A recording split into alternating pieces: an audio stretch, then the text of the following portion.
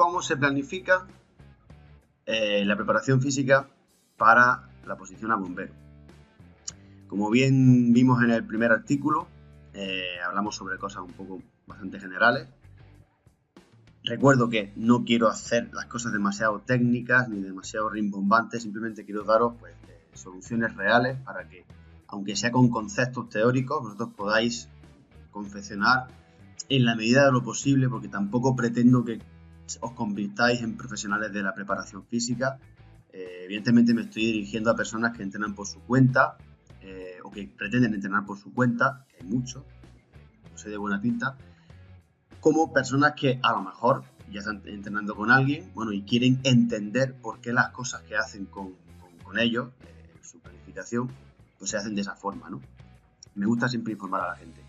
Entonces, voy a tomar como referencia el propio artículo que está publicado ya, al cual solamente le falta añadir el vídeo este que estoy grabando. Y, bueno, como siempre lo divido en tres fases, el artículo.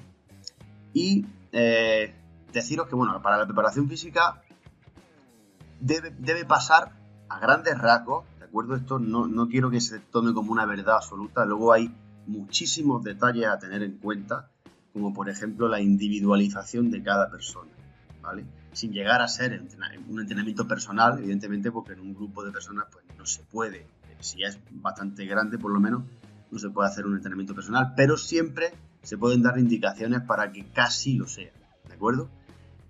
La planificación de un entrenamiento pasa por tres grandes fases, ¿vale? Tengas un nivel de condición física mediocre, por no decir 0 o menos 50, o bien tengas un nivel de condición física ya aceptable o bastante avanzado. El primer bloque es el más inespecífico y el que se centra solamente en la nivelación de la condición física, es decir, abarca entre 5 a 10 semanas dependiendo de cómo es el individuo, el sujeto a entrenar, y primordialmente se basa en lo que digo aquí, sentar las bases, los cimientos, para que los posteriores ciclos, posteriores bloques, sean más llevaderos y, pues bueno, como cualquier constructor antes pone unos cimientos para poder construir los pilares de la casa y todo lo demás, aquí existe exactamente igual. La mayoría de la gente lo que hace, sobre todo si entrenan por su cuenta, es entrenar directamente las pruebas que le piden en la oposición, muchas veces practicarlo todas las que hasta la extenuación, y luego pasa lo que pasa, o bien estancamiento o bien lesión. Esas son las dos formas en las que el cuerpo responde a un sobreentrenamiento o a un entrenamiento mal planificado, mal llevado. Recordemos que esto es una ciencia, ¿vale? Bueno, se pueden leer detenidamente lo que especifico en qué se tiene que centrar en ese bloque en específico, ¿vale? La fuerza básica, aumentar el tono muscular, o mejor dicho, que las fibras musculares sean un pelín mayores, que tengan mayor fuerza de base, fuerza postural, muy importante, fuerza postural.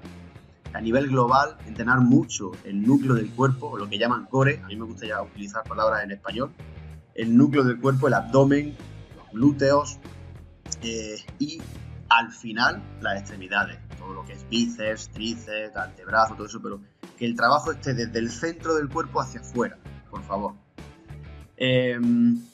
Trabajar mucho la movilidad a nivel articular, sobre todo a nivel del centro, de la cadera, la pelvis, a nivel, bueno, pues luego extendiéndose al final de todas las extremidades, ¿no?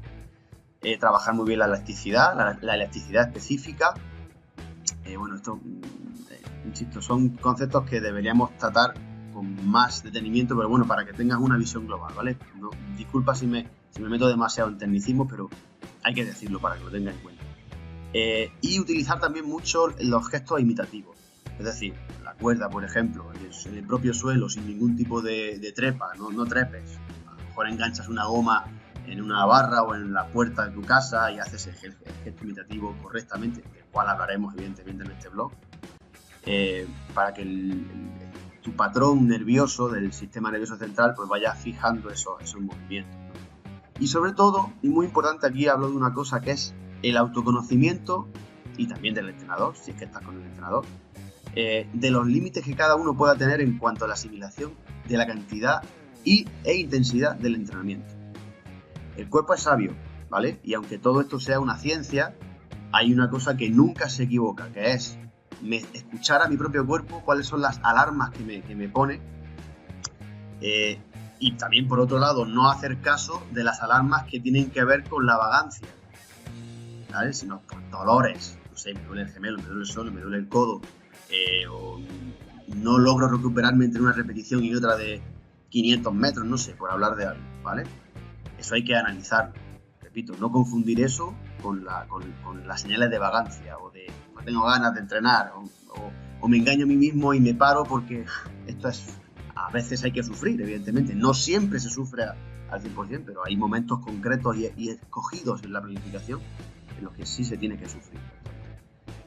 Segundo bloque, una vez que hemos sentado las bases, en el segundo bloque se llama el bloque específico o de trabajo especial, ¿vale? ¿Por qué trabajo específico especial? Porque es el que más se acerca a los gestos concretos de las pruebas que te van a pedir. La cuerda, las dominadas, la velocidad, los 1000 metros, los 2000 metros, la natación, la apnea, no sé, un circuito de agilidad que te puedan pedir, cualquier cosa. Pero, ojo, no realizar concretamente esas pruebas una y otra vez, no. Lo que yo te aconsejo es que cada una de las pruebas las sesgues, o sea, digamos, las partas en diferentes piezas del puzzle y vayas ejecutando paulatinamente, juntando esas piezas del puzzle conforme van pasando las semanas, acercándote cada vez más a lo específico de esas pruebas. No sé si me he explicado. Y bueno, aquí digo digamos los puntos clave, los tips clave para trabajar desde el principio, ¿no? Por ejemplo, el trabajo de fuerza dependerá mucho de el volumen. Aquí cobra protagonismo, pero sin pasarse, ojo, sin pasarse el volumen de entrenamiento, la cantidad de entrenamiento. Que no tardes más de hora y media, hora 3/4 en entrenar, entre el calentamiento, la sesión principal y la vuelta a la calma. No pases de ese tiempo. Los entrenamientos de 3-4 horas no sirven, te lo digo ya, para nada. Para nada, nada más que para lesionar gente y para que se estanque. ¿De acuerdo? Entonces, por ejemplo, hablando de la fuerza, muchas repeticiones, poco peso, pero siempre priorizando en la técnica de ejecución. La fase excéntrica de cada ejercicio siempre se hace más lenta que la fase concéntrica. Es decir, por ejemplo, un press de banca, que es lo que pongo el ejemplo en el artículo, la fase de bajada, de retención del peso, es más lenta que la subida. Así es como se entrena la fuerza. No se entrena levantando toneladas de peso, ni haciendo repeticiones hasta llegar al fallo, hasta que el músculo ni lo siente. No, eso no es así. La fuerza se entrena cuando eres capaz de despertar tu sistema nervioso que está inervando las fibras musculares y es capaz de despertar mayor número de fibras musculares, reclutamiento de fibras, ¿de acuerdo? Que no necesariamente viene acompañado de un aumento de volumen. Eso es otro error de concepto que se tiene por ahí. Un culturista no es el hombre más fuerte del mundo. A nivel técnico, a nivel de fuerza absoluta, digamos, podríamos decir que el atleta o el deportista más fuerte del mundo es un velocista o un saltador. Fíjate lo que te estoy diciendo. ¿Por qué? Porque son los que son capaces de imprimir en mayor cantidad de fuerza posible en el menor tiempo posible. ¿Vale? Bueno, no me quiero enrollar con cosas que no me vienen al caso, pero bueno, es para que entiendan. Y bueno, todo lo que viene escrito en la parte principal, que es la más extensa, digo, la parte específica, eso en cuanto al trabajo de fuerza. En cuanto al trabajo, por ejemplo, de carrera o de nado, las recuperaciones tienen que ser incompletas. Es decir, que cuando tú hagas una repetición, o sea, recuperaciones entre repetición y repetición, pues tiene que ser una recuperación en la que no te dé tiempo a estar bien del todo para volver a hacer la siguiente, para someter a tu cuerpo a un cierto estrés y mediante esos estímulos que se adapte a situaciones, digamos, adversas, ¿vale? Iremos creando adaptación hasta que el cuerpo vaya subiendo su nivel de condición física, lo cual hablamos en el artículo 1. Pero bueno, vuelvo a repetir, priorizar en el cómo se hacen las cosas, priorizar en la técnica de las cosas. Eso creo que hablo en el segundo, en el último punto de este video artículo. Como tercer bloque, bueno, para terminar, hablando del bloque 2, como he dicho, vamos disminuyendo paulatinamente el volumen de entrenamiento conforme avanzamos en esas porque fijaros que esto abarca entre 12 y 19 semanas. Ojo, es el más extenso. Hay que tener mucho cuidado en elegir qué hacemos. Vamos disminuyendo el volumen paulatinamente, conforme avanzan las semanas, aumentando la intensidad paulatinamente, aumentando las recuperaciones paulatinamente y mejorando cada vez más la técnica. Esto de la técnica lo he dicho en último lugar, pero en realidad es el primer lugar. Todo, absolutamente todo, tanto el volumen como la recuperación como la intensidad, están supeditados al cómo se hacen las cosas. Es preferible hacer 3 repeticiones de algo perfecto o de la mejor forma posible, aunque estés en un ciclo en el que el volumen tenga que ser mayor. Es preferible hacer eso que hacer 10, 12 repeticiones mal, lo cual conlleve a estancamiento o lesión. ¿De acuerdo? Se entrena mejor y más, se avanza más cuando la técnica es correcta.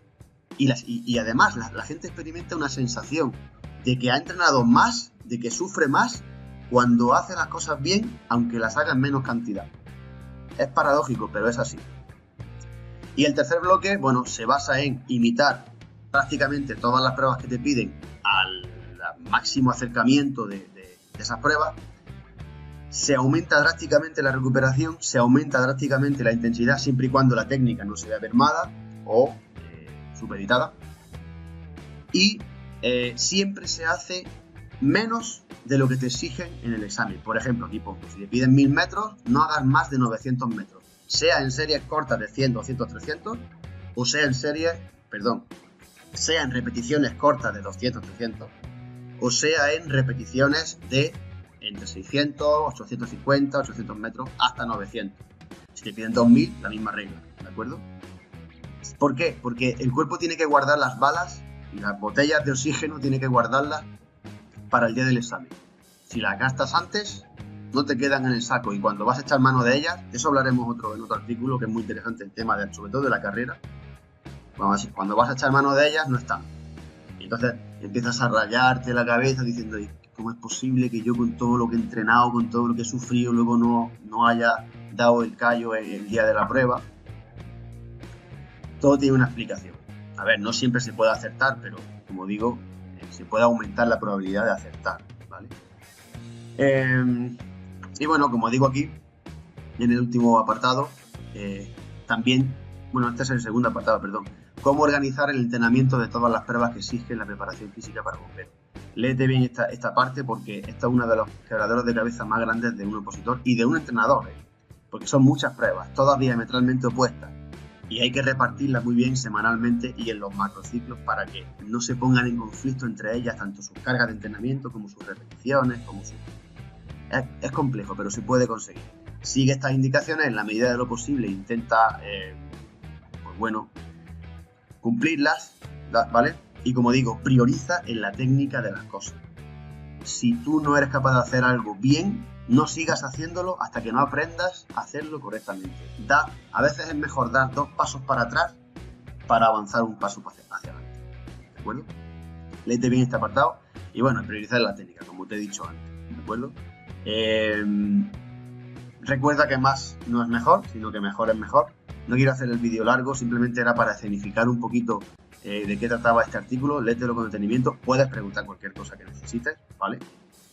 Activaré los comentarios que no están activados, pero bueno, por Instagram, por Facebook, tiene que estar ya operativa la página, o por incluso las propias celdas de comentarios de YouTube, ¿vale? Aquí abajo. Y peticiones. ¿Qué queréis que yo publique? ¿Qué queréis que publiquemos aquí en el blog de preparación física para bomberos? Cosas que os quiebren la cabeza, que queráis mejorar o inquietudes que tengáis, ¿de acuerdo? Si está en mi mano, podré aportar el valor que pueda. Y si no lo está, investigaré para poder aportarlo, ¿vale? Yo nunca voy a publicar aquí cosas que no se hayan comprobado o que yo no haya comprobado en mi día a día. Nada más, nos vemos en el siguiente video artículo. Espero que haya gustado Mucho ánimo, a entrenar bien y a estudiar mucho. Chao.